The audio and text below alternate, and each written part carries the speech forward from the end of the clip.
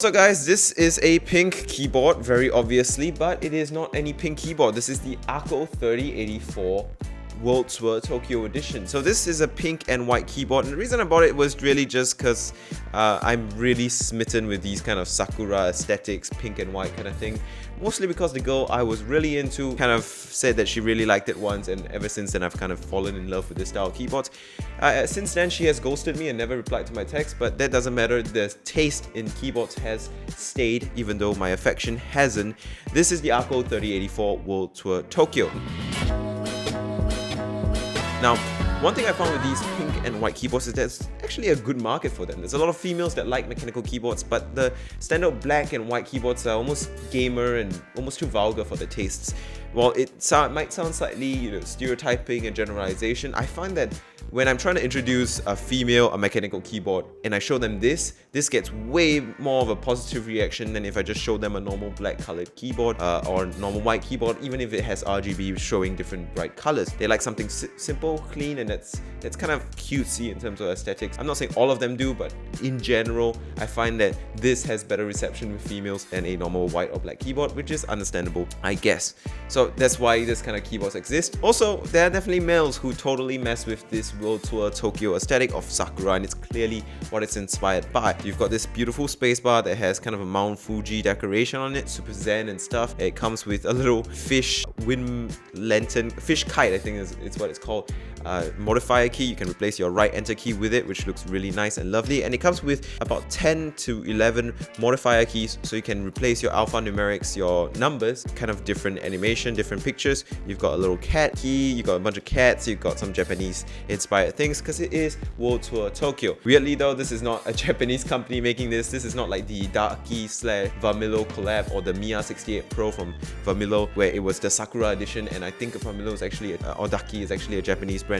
AKKO is a brand that is from China, it's made in China, and this is just a special edition with kind of Tokyo aesthetics as it says here on the box. So this is not going to be a full-on in-depth review. Subscribe if you want that. I need more time to kind of mess around with the switches, research more about them, maybe break them down, see what's inside and see how the internals operate and stuff. For more in-depth review, make sure you subscribe for that. But for now, I just want to talk about my general impressions with this, give you a type test, and talk about the unboxing experience. So inside the box you get a USB-C cable. It's really nice and long, really bright pink, which you might or might not like, but it is USB-C, which is definitely a nice touch. It plugs in into the top left here of the keyboard, which is convenient. Inside the box you also get the modifier keys that I talked about earlier that are over here, and you get a keycap puller. It's kind of cutesy, it's pink, it's got this paw at the end. It doesn't have a key switch puller because this is not hot swappable, but hey, it's nice that they included a keycap puller. Now this is a coolermaster modifier key that for some reason the person who sold me this keyboard decided to throw in there, but that's not actually part of the whole set. Now let's take a look at the keyboard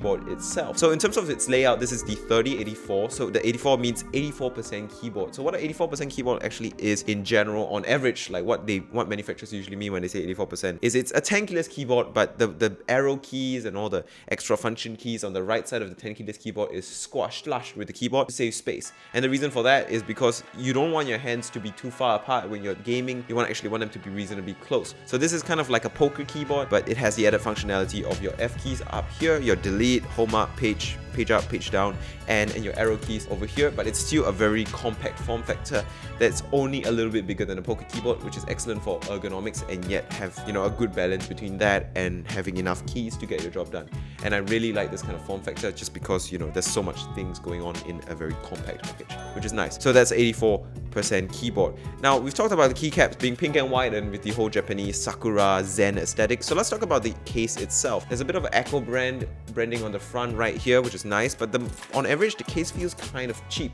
It's pink plastic, which isn't really the biggest problem. The plastic does feel a little bit kind of filmy and cheap. It's not really bad in any way, it doesn't flex or anything, but it does feel a bit tacky to the touch. It doesn't feel like the most fanciest plastic. It almost feels like IBM Model M kind of slightly hollow plastic, which is not the most desirable. It does have feet, and the kick feet themselves also do have rubber pads to prevent the keyboard from sliding around, which is nice. So you can at least have 3 different types of height adjust, which is definitely a desirable feature and definitely convenient for ergonomics. And you do have some branding on the bottom, but apart from that, the build quality of the case isn't phenomenal. But hey, you won't be touching or feeling the case of your keyboard most of the time. So for a budget-friendly, budget-oriented mechanical keyboard like this one, I think that is totally acceptable. I think this comes in at about 100 to 120 Singapore dollars brand new, so about 90 USD brand new. For me, I got this for about 80 Singapore dollars secondhand in an extremely good condition. The person who sold me was unsurprisingly a female. In fact, she was probably the like 6th female I've seen have one of these keyboards, so that really says a lot about its female appeal. Now, in terms of the key switches that this keyboard has, because key switches are very important, inside it has AKKO blue switches, which are, I think, made by Carl, if I'm not wrong, but I definitely have to do more research into this. I think I will put it up on the screen because this is just an initial impressions video. In terms of the typing experience of these switches, they definitely feel quite a bit like Carl blue switches that I've used in the past. Very clicky. They're clicky, the ones that I have here, they're clicky, and they have a good amount of resistance, but they're still quite light. They're not as light as Gateron Blues, but they definitely have a lot more scratch and spring to them than a Gateron Blue does, and it feels more reminiscent of a Carl Blue or a GreenTech Blue switch than the Gaterons. So I'm quite sure it's not made by Gateron. It could be Otemu, because Otemu does do a lot of switches where, you know, they sell it to a manufacturer and the manufacturer kind of rebrands it under their own brand. But I'm not too sure about that. I'll do more research and I'll put it up on the video. Now, enough talking. Overall, I think this keyboard looks really cute. I can't wait to put it on my desk and just give it a shot and use it for a couple of weeks before I do an in-depth review. But till then, let's do a quick type test and then we can end the video off.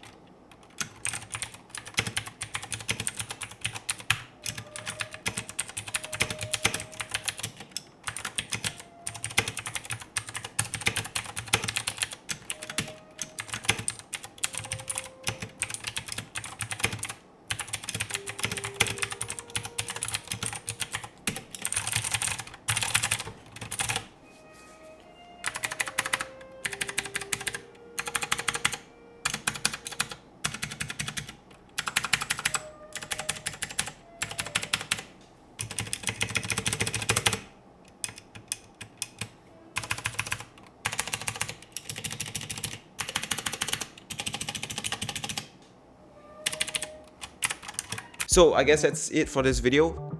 In conclusion, should you get this keyboard? I don't know yet, you have to wait till the in-depth review, but my general impressions is it's pretty positive. It doesn't have the best build quality, but it's got a very cute aesthetic that I think is going to appeal to some people who really like the Sakura Tokyo vibes, who like pink, who like white.